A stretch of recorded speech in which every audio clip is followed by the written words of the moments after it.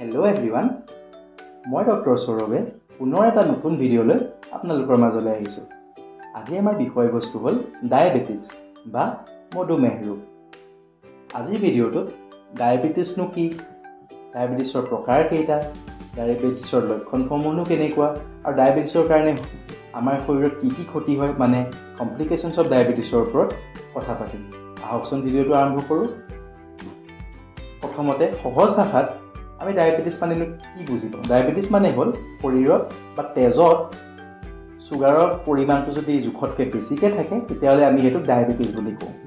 এতিয়া লেবৰেটৰী ভাষাত যদি বুজোঁ আমি ডায়েবেটিছ মানে কি বুজি পাওঁ? ডায়েবেটিছৰ কাৰণে আমি 4টা পেৰামিটাৰ চাওঁ। প্ৰথমে fasting blood sugar. Fasting blood sugar কি হয়? ৰাতি আহাৰ গ্ৰহণ কৰাৰ পিছত 8 পৰা 12 ঘণ্টা ফাষ্টিং ষ্টেজত থাকি ৰাতিপুৱা খালী পেটত আমি যিটো চুগাৰ টেষ্ট কৰোঁ সেইটোক আমি ফাষ্টিং ব্লাড চুগাৰ বুলি কওঁ। এই চুগাৰটোৰ যদি আমাৰ মাত্ৰাটো 126তকৈ বেছি ওলায় তেতিয়াহ'লে আমি সেইটো ডায়েবেটিছ বুলি কওঁ। আমি সঘনাই দেখোঁ যে ৰিপৰ্টবিলাকত 110ৰ মাৰ্কটো থাকে, ওপৰৰ মাৰ্কটো সদায় 110 থাকে। তেতিয়াহ'লে আপোনালোকে ভাবিব চাগে 111 পৰা 126ক কি বুলি কয়? 111 পৰা 126ক যিখিনি মানুহৰ থাকে ফাষ্টিং ব্লাড চুগাৰ সেইখিনিক আমি প্ৰি ডায়েবেটিক ষ্টেজত আছে বুলি কওঁ। আৰু 126 ক্ৰছ কৰিলেহে আমি ফাষ্টিং ব্লাড চুগাৰটো 126 ক্ৰছ কৰিলেহে আমি সেইটো ডায়েবেটিছ বুলি কওঁ। দ্বিতীয়তে আহি গ'ল পিপি ব্লাড চুগাৰ বা পষ্টপেণ্ডিয়েল ব্লাড চুগাৰ। ৰাতিপুৱা প্ৰথম গধুৰ আহাৰটো কৰাৰ একজেক্টলি মানে খাদ্য মুখত দিয়া একজেক্টলি 2 ঘণ্টাৰ পিছত আমি যিটো চুগাৰ টেষ্ট কৰোঁ সেইটোক আমি পিপি বা পষ্টপেণ্ডিয়েল ব্লাড চুগাৰ বুলি কওঁ। তাৰ পৰিমাণটো যদি 140 ক্ৰছ কৰে তেতিয়া আমি সেইটোক ডায়েবেটিছ বুলি কওঁ।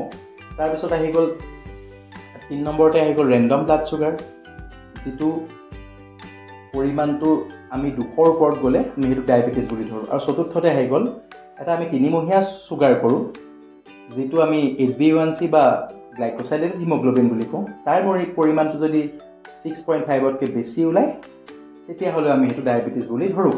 এই 4টা পেৰামিটাৰৰ ভিতৰত যদি এটাও খেলি মেলি আহে তেতিয়াও আমি সেইটোক ডায়েবেটিছ বুলি ধৰিব পাৰোঁ। এতিয়া ডায়েবেটিছ কেই প্ৰকাৰৰ? সহজতে যদি আমি বুজিবলৈ যাওঁ ডায়েবেটিছ 2 প্ৰকাৰৰ। প্ৰথমটো হৈ গ'ল টাইপ 1 ডায়েবেটিছ বা ইনচুলিন ডিপেণ্ডেণ্ট ডায়েবেটিছ। এইবিধ ডায়েবেটিছ সাধাৰণতে আমি সৰু ল'ৰা ছোৱালীবিলাকত পাওঁ। ধৰি লওক 20 বছৰ তলৰ ল'ৰা ছোৱালীবিলাকক। কি হয়? পেনক্ৰিয়াছ নামৰ যিটো আমাৰ গ্লেণ্ড আছে য'ৰ পৰা ইনচুলিনটো চিক্ৰেট হয় বা ইনচুলিনটো প্ৰডিউচ হয়, সেই পেনক্ৰিয়াছ নামৰ গ্লেণ্ডটোৰ ইনচুলিন চিক্ৰেট কৰাৰ অংশখিনি সম্পূৰ্ণভাৱে মৰি যায়। কিছুমান অটোইমিউন কাৰণৰ কাৰণে সম্পূৰ্ণভাৱে নষ্ট হৈ যায়, যাৰ বাবে পেনক্ৰিয়াছে ইনচুলিনটো চিক্ৰেট কৰিব বা প্ৰডিউচ কৰিব নোৱাৰে। প্ৰডিউচ কৰিব নোৱাৰাৰ অভাৱত ইনচুলিন শৰীৰত নাইকিয়া হৈ যায় আৰু ডায়েবেটিছ ৰোগটোৱে দেখা দিয়ে। তো এই পেচেণ্টখিনিক ডায়েগনচিছ হোৱা দিনৰ পৰা শেষলৈকে ইনচুলিন সদায় লাগে। সেইটো কাৰণে আমি এইটো ইনচুলিন ডিপেণ্ডেণ্ট ডায়েবেটিছ মেলাইটাছ বুলি কওঁ। আনুষাংগিক বেলেগ দৰবো লাগিব কিন্তু ইনচুলিনটো সদায় লাগিবই। দ্বিতীয়তে হৈ গ'ল টাইপ 2 ডায়েবেটিছ। এইটো ডায়েবেটিছ আমি সাধাৰণতে অকণমান এটা বয়সৰ পিছত পাওঁ। ধৰি লওক 40 বছৰৰ পিছত যিবিলাক ডায়েবেটিছ আমি পাওঁ সেইবোৰ টাইপ 2 ডায়েবেটিছ। তাৰ কাৰণসমূহ বিভিন্ন কাৰণ হ'ব পাৰে। তাত ধৰি লওক অবেচিটিৰ কাৰণে আমাৰ শৰীৰৰ ইনচুলিন চেন্সিটাইজেশ্যনটো কমি যায়। ইনচুলিন চেন্সিটাইজেশ্যনটো কমি যায় বেছি শকত মানুহৰ। সেইকাৰণে চেলছবিলাকে তেজৰ পৰা চুগাৰটো গ্ৰহণ কৰিব নোৱাৰে আৰু যিটো কাৰণে গ্ৰহণ কৰিব নোৱাৰাৰ কাৰণে চুগাৰটো তেজতে থাকি যায় আৰু চুগাৰৰ মাত্ৰাটো তেজত বাঢ়ি গুচি যায়, ফলত ডায়েবেটিছ ৰোগে দেখা দিয়ে। দ্বিতীয়তে হৈ গ'ল চিডেণ্টেৰী লাইফষ্টাইল। কষ্টবিহীন জীৱন এটাত মানে কি হয় একেটা চেইম কথা মানে এই চিডেণ্টেৰী লাইফষ্টাইলেও ইনচুলিন চেন্সিটাইজেশ্যনটো কমাই দিয়ে। দ্বিতীয়তে হৈ গ'ল আপোনাৰ এনজাইটি। এইটো এটা বহুত ডাঙৰ ফেক্টৰ হয়। ষ্ট্ৰেছ এনজাইটিৰ কাৰণে বিভিন্ন বেমাৰ হয়, বিভিন্ন বেমাৰে দেখা দিব পাৰে। তাৰ মাজত এটা ডায়েবেটিছ হয়, যাৰ কাৰণে ষ্ট্ৰেছ এনজাইটি আমি কমাই ৰাখিব বা আমি য়োগা প্ৰাণায়াম কৰি ষ্ট্ৰেছটো আমি কমাই ৰাখিব পাৰিলে ভাল। চতুৰ্থতে হৈ গ'ল জেনেটিকেল বা ফেমিলিয়েল যিটো হয়, আপোনাৰ ককা আইতাকৰ আছিলে, মাক বাপেকৰ হ'ল, ল'ৰা ছোৱালী হ'ল, সেইটো জেনেটিকেল হয়। পঞ্চমতে আমি এটা বস্তু হ'ল যে এনভাইৰমেণ্টেল এটা কজ হয়। আৰু এটা আমি বস্তু ধৰিব পাৰোঁ যে ষ্টেৰইড ব্যৱহাৰ কৰা। আমি ক'ভিডৰ সময়ত দেখিছিলোঁ যে যথেষ্ট ষ্টেৰইড ব্যৱহাৰ কৰা হৈছিলে। সেইটো সময়ত সেই দৰৱটো বিৰাট দৰকাৰো আছিলে বেমাৰটোৰ কাৰণে। কিন্তু এই অতিমাত্ৰা ষ্টেৰইড ব্যৱহাৰ কৰাৰ কাৰণেও কেতিয়াবা ডায়েবেটিছ ৰোগে দেখা দিব পাৰে। এতিয়া ডায়েবেটিছৰ লক্ষণসমূহ কেনেকুৱা হ'ব? আমি একদম প্ৰথম যিটো প্ৰাইম লক্ষণ বুলি আমি দেখোঁ, আপোনাৰ মানে আনইনটেনশ্যনেল ৱেইট লছ। আনইনটেনশ্যনেল ৱেইট লছ মানে কি হ'ল, আপুনি খাদ্য ঠিকেই খাই আছে, আপুনি ক্ষীণাব বিচৰা নাই, খাদ্যও খাই আছে, তথাপিও কিন্তু আপোনাৰ ৱেইটটো কমি কমি গৈ আছে। এই আনইনটেনশ্যনেল ৱেইট লছটো মানে জেনেৰেলি দেখা পোৱা যায় ডায়েবেটিছ ৰোগটোৰ লগত। দ্বিতীয়তে হৈ গ'ল ডিঙি শুকাই যোৱা, খুব অতিমাত্ৰা পিয়াহ লগা, অতিমাত্ৰা পেচাব লগা, ক'ৰবাত ঘাঁহ লাগিলে নুশুকোৱা, বা ভৰিৰ তলুৱাবোৰ জিনজিনোৱা, খোচা পিন্ধা কৰা, জ্বলা পোৰা কৰা ইত্যাদি। এতিয়া ডায়েবেটিছৰ কাৰণেনো আমাৰ শৰীৰটোৰ কি কি ক্ষতি হ'ব পাৰে? ডায়েবেটিছটো এটা বিৰাট কমপ্লিকেটেড বেমাৰ।